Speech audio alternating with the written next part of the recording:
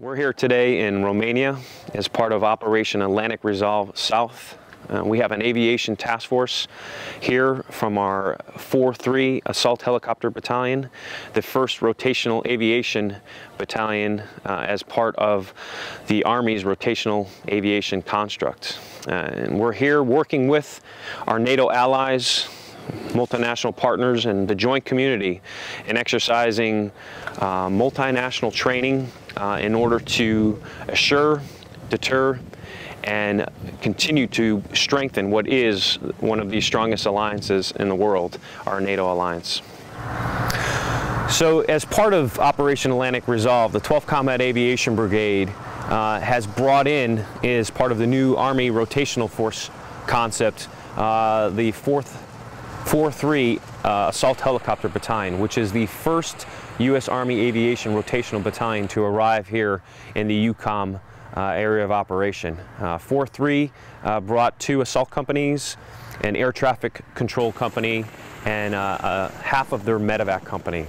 And we have brought them in through Germany, executed a short training process there in Germany, and since that time they have deployed forward into 2 locations. One location is in Operation Atlantic Resolve North. They were currently based out of Poland and have since jumped and moved their task force into Latvia. The second operation is where we're staying right now here today in Romania. In this task force, approximately 60 individuals with 5 UH-60 Mike Blackhawks have been operating here in Romania for the past month. This task force's primary mission is to integrate with the NATO allies and to continue to develop interoperability in our mission of assurance and deterrence as part of Operation Atlantic Resolve. This group is led by a medevac commander, and they have a company commander and multiple platoon leaders. And what this operation provides the U.S. Army and U.S. Army Aviation in particular is an exercise of decentralized mission command, where these young leaders are able to get out and lead missions with multinational allies and with our NATO allies in very complex training environments, environments that they have not been familiar with before. And one of the great things about training here in Romania is this area in particular offers us a variety of flight environments. Adjacent to the Black Sea, we're able to execute shipborne, overwater type of operations. Just south to this location in Bulgaria is the great training area of Nova Sela, which offers a very challenging terrain and live fire environment. And then internal to Romania, we have multiple training areas that offer different flight environments, from flat, open terrain to hilly, mountainous terrain.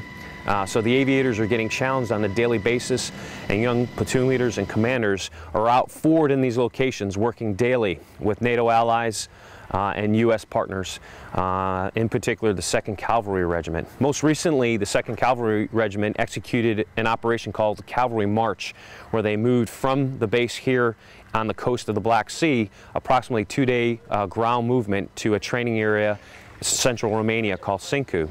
As part of that operation, our aviation task force added in Apache helicopters and provided security with the Apaches and U.S. Air Force A-10 aircraft, as well as the Black Hawk aircraft provided resupply and overhead air movement for the ground movement as it moved that long 2-day ground movement period. Very successful operation. Again, it showed both joint and multinational interoperability and capability with our forces here. Every day we see the NATO alliance becoming stronger and stronger as we train on a regular basis, not just in the traditional areas of Grafenwehr and Hohenfels, but now more importantly throughout all of Eastern Europe. As part of Operation Atlantic Resolve, U.S. Army Europe, in conjunction with EUCOM, have developed a series of exercises, and these exercises are both virtual and constructive live constructs. Many of them center around the Joint Multinational Training Center in Hohenfels.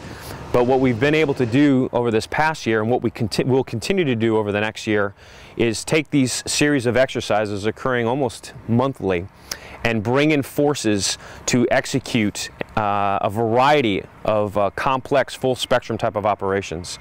Aviation has been a critical part in each and every one of these operations. Having these forward position task forces in OER South and North allow us to be able to react rather quickly. And one of the goals that we have in U.S. Army Europe is to shorten the time frame in which our NATO allies can come together and operate in these very different areas. In the future, we are building the momentum for these exercises to the summer of 2016 for a capstone exercise, which is called Anaconda 16. And this will be an extremely large exercise.